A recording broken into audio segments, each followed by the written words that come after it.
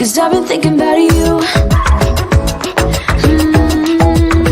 I've been thinking about you. Don't wanna go fast, 'cause I know that people get scared sometimes. Hope it's not this time, 'cause I might go too fast. Suddenly I feel so rich, though I don't know the thing. Oh, I can't let this slip. No, you gotta seize the moment. Have you even noticed? Are you thinking about me? Are you thinking about me? I'm having a hard time not doing anything other than thinking about you. So are you thinking about me? 'Cause I've been thinking about you.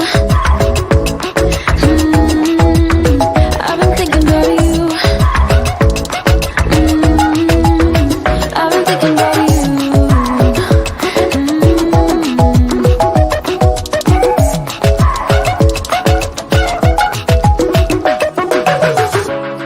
I know we just met, but it feels like I know you. We love the same things. You want a house in Malibu. Are you feeling the same way I do? Are you feeling the same way I do? Are you thinking about me? Are you thinking about me? I'm having a hard time not doing anything other than thinking. Okay. Hey, everyone. It's Charlene. Hope you enjoyed that music. So I'm going to be talking today about the state of digital transformation. It is a new report that my group Altimeter put out earlier in September. And one of the things I wanted to do was to go through that, especially just give some of the highlights here. So this is going to be a little bit different than some of my other lives. It's going to be much more presentation heavy. And so I encourage you to ask questions as we go along. One of the things I also want to make clear that this is a lot of research that's ongoing. So your questions are super helpful to me in terms of understanding what else we should be researching, what else we should be doing. So let's, without further ado, get started. So I'm going to show some of my slides here. So the first thing I want to talk about is really what were we trying to do with this report? And in particular, what we're going to be talking about today are three quick things. What are some of the transformation drivers of COVID-19, the digital maturity, and how does that actually play into what people are doing around digital transformation? And in particular, how it's impacting their priorities. And then also, what does transformational leadership look like? Especially because digital transformation has so many changes associated with it. How are people thinking about leadership, and how does it change again based on those priorities? And also various things running from geography to industries, and also, again, of course, digital maturity. So one of the things I would like to just make sure that you can see is you can get the report at this short link, bit.ly/altimeter-2020. You can read it. So it's there. And again, I would encourage you to take a look at the report. This is just the highlights. There's so much more information in the report, and I'm hoping that that will help you. So let me go on and talk about some of the first things is what is digital transformation? And what we define it at is the strategic adoption of all of these technologies, but also all the processes, the practices that increase, in particular, digital maturity. And the reason why we focus so much on digital maturity is that digital maturity represents the capabilities, the talent, the ability of the entire organization to be able to do one thing in particular, and that is to execute business transformation goals that drive growth. And the reason here is that digital transformation isn't the objective. It is to create change in the business that results in growth. So that is, of course, digital maturity. So really wanted to understand the correlation between digital maturity and how that was driving all the ways that transformation was happening inside the organization.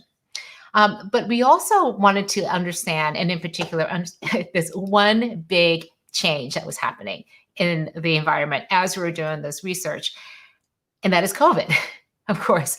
There was a sort of tongue-in-cheek saying going on as COVID was hitting us back last spring that the number one driver of digital transformation was COVID.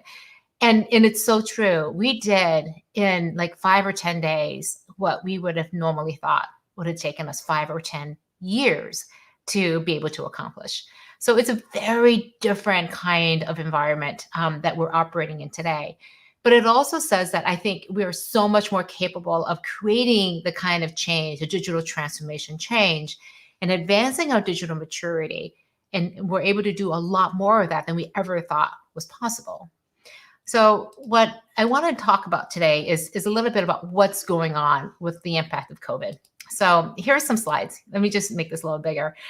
So when we looked at what people were saying about the impact that COVID-19 had on their financial performance, we saw some people who had seen some loss of revenue.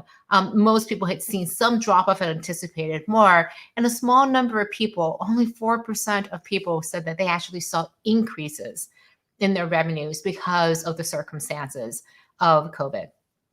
But more importantly, what we also saw was that the impact of this on digital transformation. And what we found was that 11% of people were accelerating their digital transformation in order to take advantages of all the various opportunities in the marketplace. I like to say that disruption creates opportunities for change. And well, these 11% were definitely taking advantage of the opportunities. But the vast majority of people were making a few shifts and making some changes. Only a small number of people, only 14%, said that they had put it on hold because of some extreme issues around their budget. But we also found that COVID-19 was by far the biggest challenge that organizations faced when it came to the digital transformation. So 43% said that it really challenged the things that they did. But when we asked them, what did you do as a result of those changes? Obviously, many said they were working from home more often, but also moving into digital delivery of products and services. 53% said they were doing this more. 50% said that they were investing more in digital transformation, 37% in investment in growth initiatives, and then in other areas. So we saw some significant impacts around digital transformation because of COVID. But we also saw that other things were also changing. When we saw the impact on digital marketing, for example, 78% said that they were still working on improving the digital marketing. And in fact, in our conversations with marketers, what they're saying is that they needed to invest more in marketing because their needs were changing, needing to reach customers in new and different ways. But we also saw a shortfall in the ability to sell more effectively in this environment. And a good 76% reported a gap in digital selling skills. So this is a new report that my colleague Ed Turpening is in the process of writing and publishing, which looks and does a deeper dive into what is the state of digital selling inside of organizations. As you can see here, 43% of people said that COVID-19 exposed some significant gaps in their digital selling abilities. And then when it comes to data and insights, there was a more investment in particular. You see in the left figure here, a lot more people were investing in it. And it was primarily not to get more data, but to just figure out what was going on because so many things were changing. And you can see the key drivers here, 59% get more value out of the investments and 49% just figuring out what that single source of truth is. from all the huge amounts of data people were getting in, what's really going on, and a greater reliance now on data and AI to get those insights to make those business decisions. So one of the things that I focus on in particular when it comes to all of this digital transformation that's happening is what's really driving and moving digital transformation forward, because those underlying needs of an organization are what really is mattering. And so one of the things that I wanted to do was to take a closer look in particular at digital maturity. So when digital maturity is there, one of the things that we looked at is how do the priorities change and impact what those look like? So one of the things that we saw, and let me make this a little bit bigger and easier for you to see, is that the top drivers of digital transformation, especially this year with COVID going on, was an increase in productivity, ensuring that technology was working better to support operations and working in a more agile and flexible way. These are all pointing to, it looks like, around focusing on getting things done, making the work happen more efficiently in the background. And of course, we have 29% of people saying response to COVID-19 was one of their top drivers. But if you look a little bit more deeply into what's really going on, a separation we see happens between what we call digital leaders and digital laggards. The response to COVID-19 was a bigger driver for more of the digital leaders.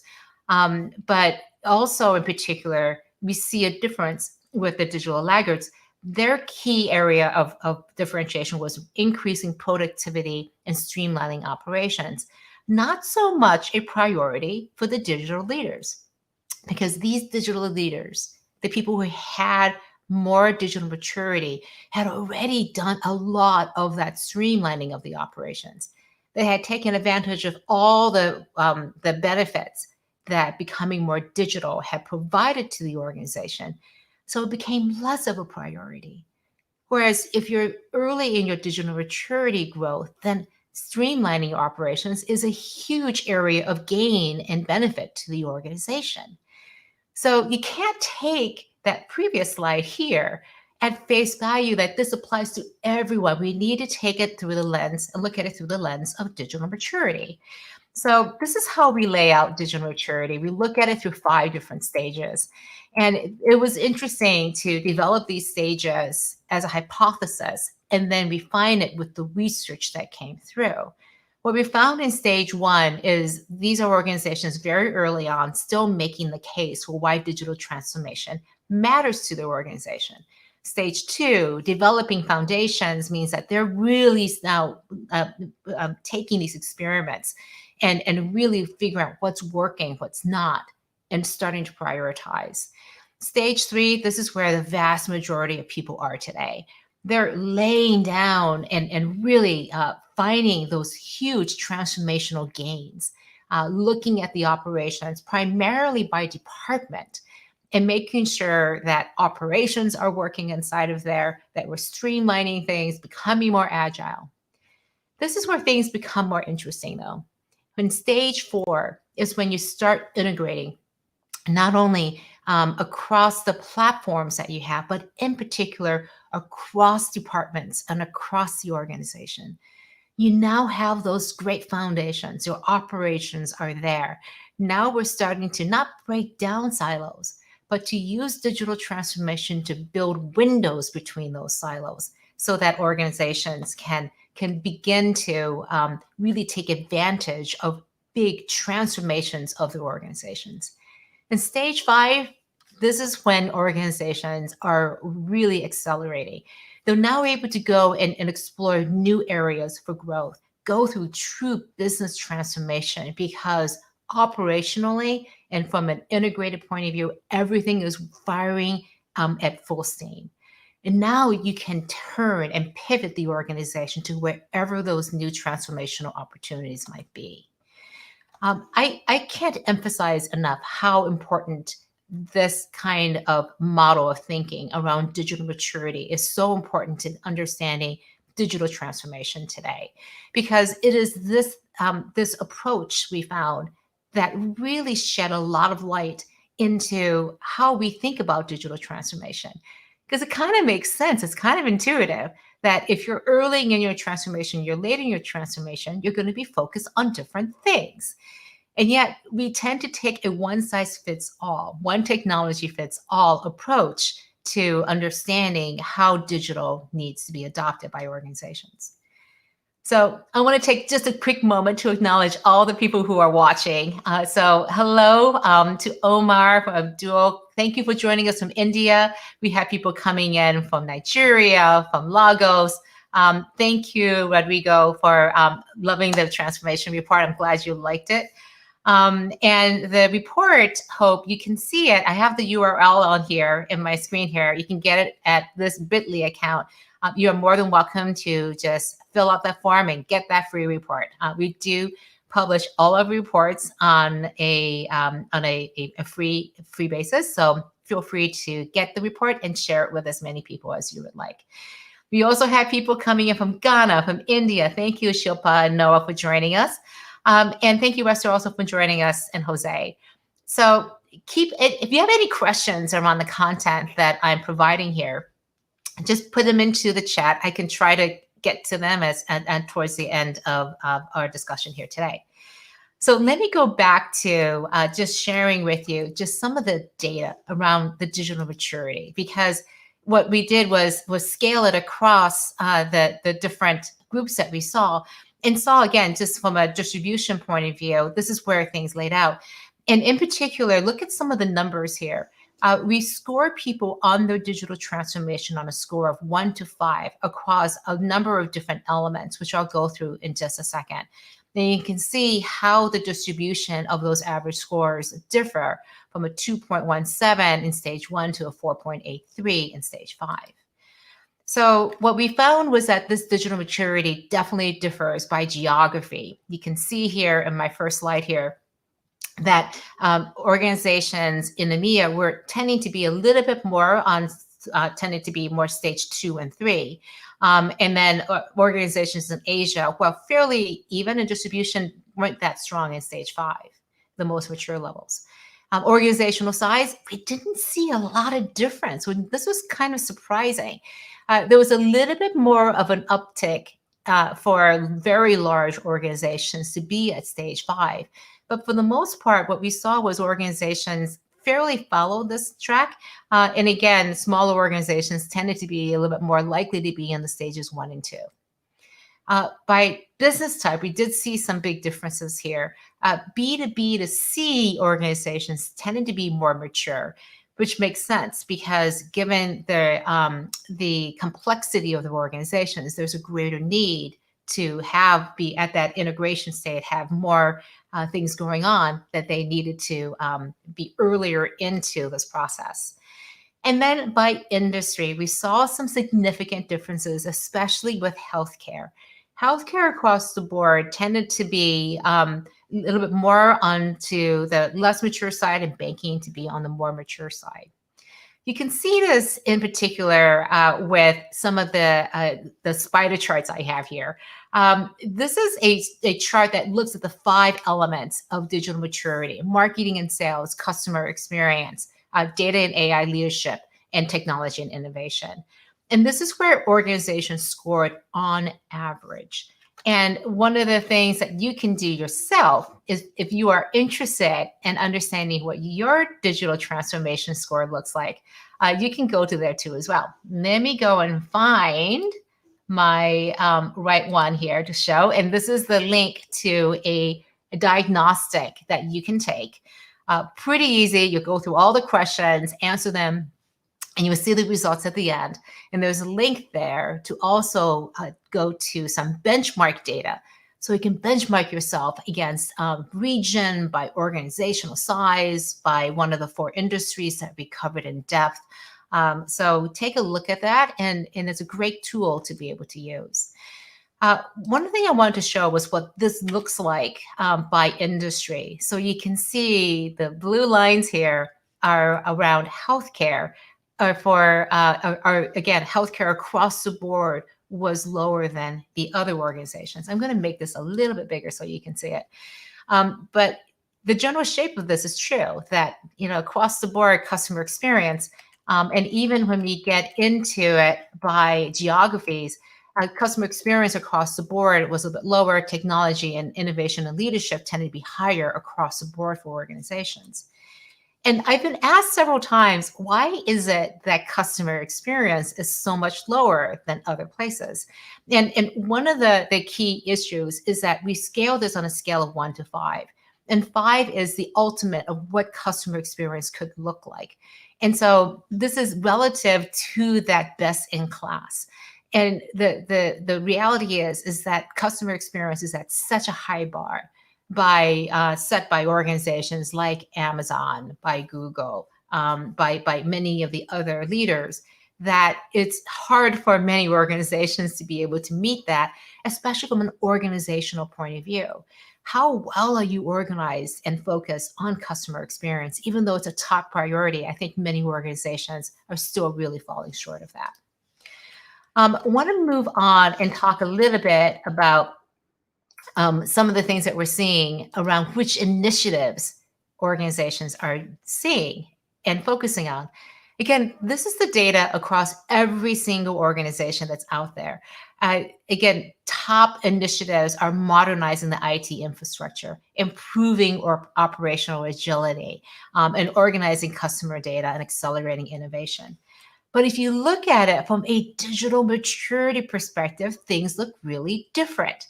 So take, for example, early in the journey, digital maturity organizations, stage 1 and 2. They're, again, focused on building those blocks, laying those foundations, modernizing IT, improving agility.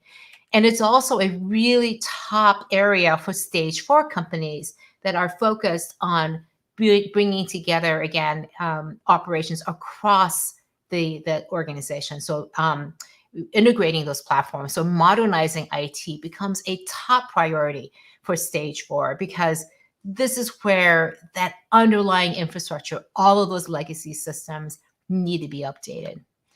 But when you look at stage 5 companies, as we saw earlier, they're kind of past the operational agility and the organizing customer data. They've done that heavy lifting. Instead, they're focused on different things. They're focused on accelerating innovation. They're much more focused on integrating all of those customer touch points, because those are the areas that offer them opportunities for growth. So this is a very different picture. And if there's nothing else that I encourage you to think about, is how do you need to shift your priorities over time as your digital maturity increases?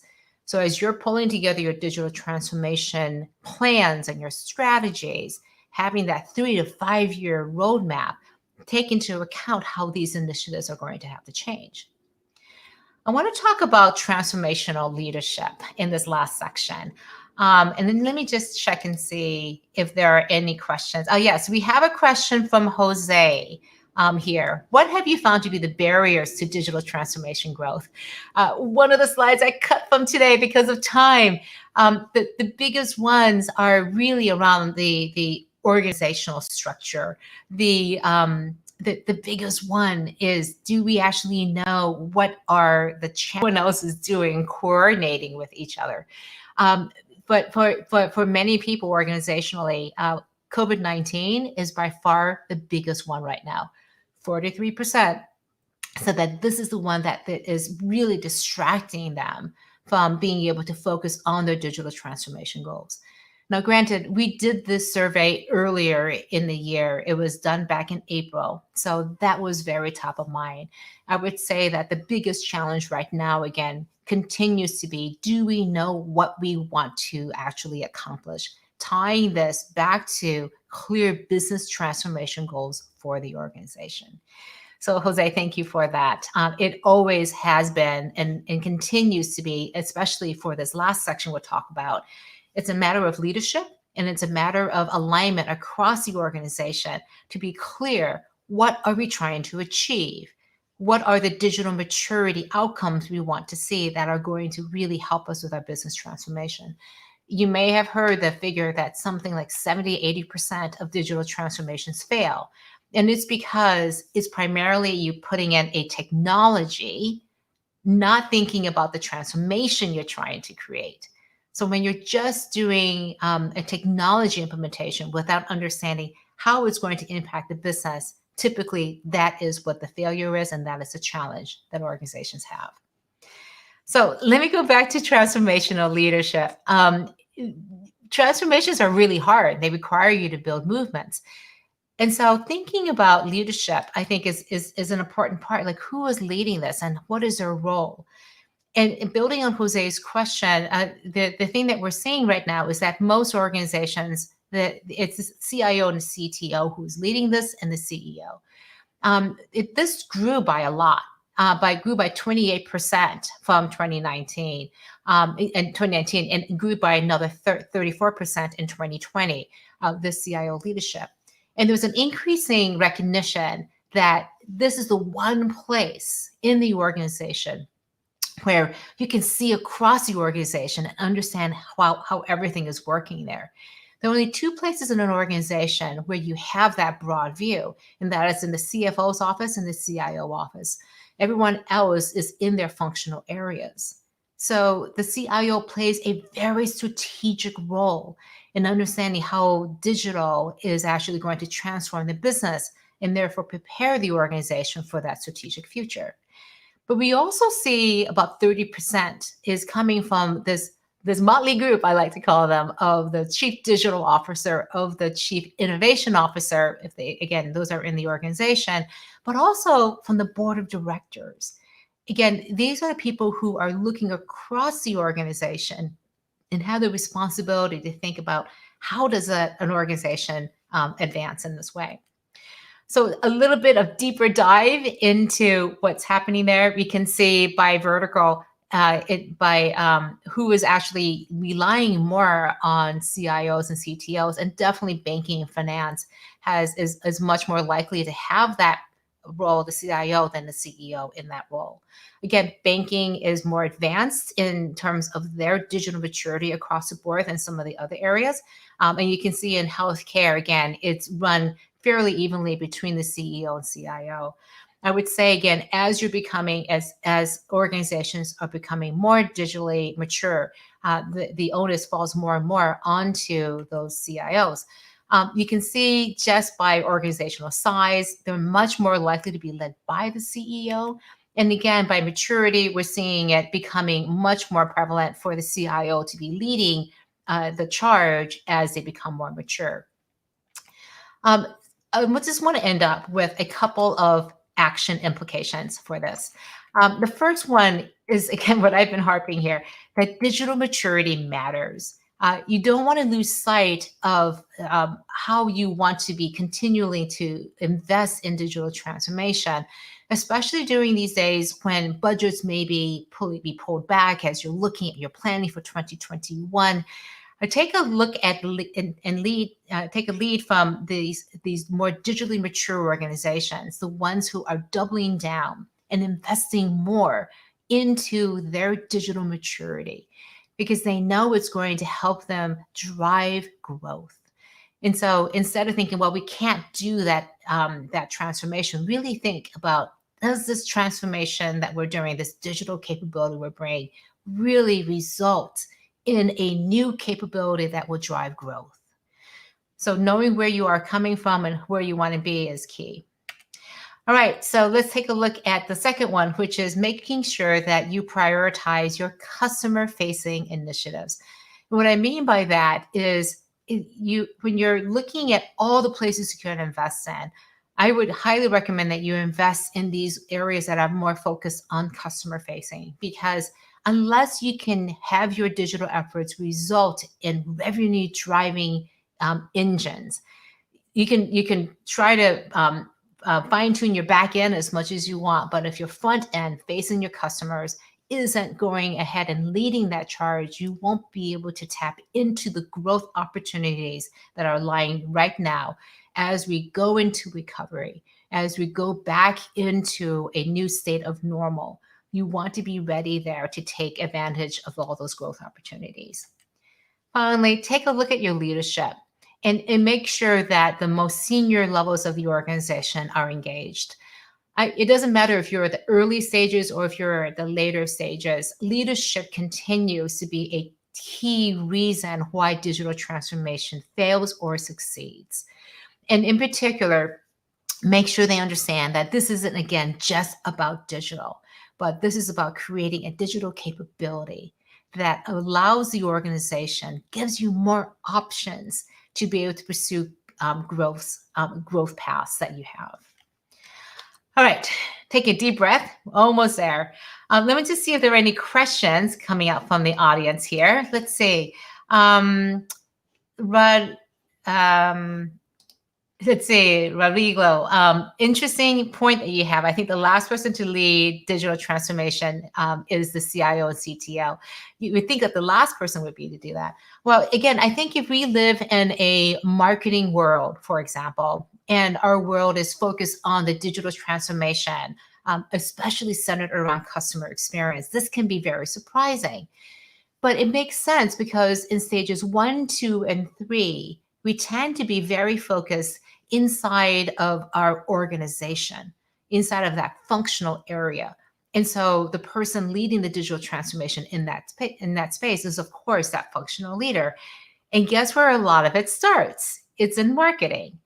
But what we find is at an organizational level, what we're finding is that very quickly the CIO is charged with making sense and understanding where everything is. So the question is, what's the highest level of organizational oversight across all of your digital transformations? And across the board, it is the CIO. The buck stops with them because it's seen as a digital project. So it's a different thing, though, I think, because I feel that every organizational functional head is going through some sort of digital transformations. CHROs, COOs, looking at the supply chain operations, procurement. We have customer service also going through its own transformation, sales. So in order to bring all of those efforts into one place, we're really looking at having that executive be either the CIO or increasingly, interestingly, the CEO. So great question on that. All right. The last point that I'd like to just go into is to talk a little bit about Altimeter, my baby, the company that I founded. And that is, how can Altimeter help you in understanding how to deal with the digital transformation? And one of the things, I'm going to make this a little bit bigger. So the punch is a little bit small to say. When we at Altimeter, what we do is we help organizations thrive with all of this disruption. And we look at many different types of disruption that are happening. Everything from the digital to social business to customer experience, and especially my favorite passionate area is around leadership. But what we think about, how we think about disruption is that there are various stages that you go through. In the beginning, you're trying to just understand what the heck is going on with this disruption. And there we can help you understand how our customer needs changing. We can help you think about the landscape, how it's overlooking things, and also think about the future of whatever it is that you're trying to understand. Once you understand it, then it goes into assessments like where are we on this landscape? How mature are we from a digital point of view? How ready are we to engage as a leadership team? How do we think about data and AI ethics? And so we can do audits, we can look at opportunity analyses, and also help you make the case based on that assessment and the gap that you have with what you want to do. If you're in that planning stage, we can also help you with scenario development, roadmaps, and strategic alignment.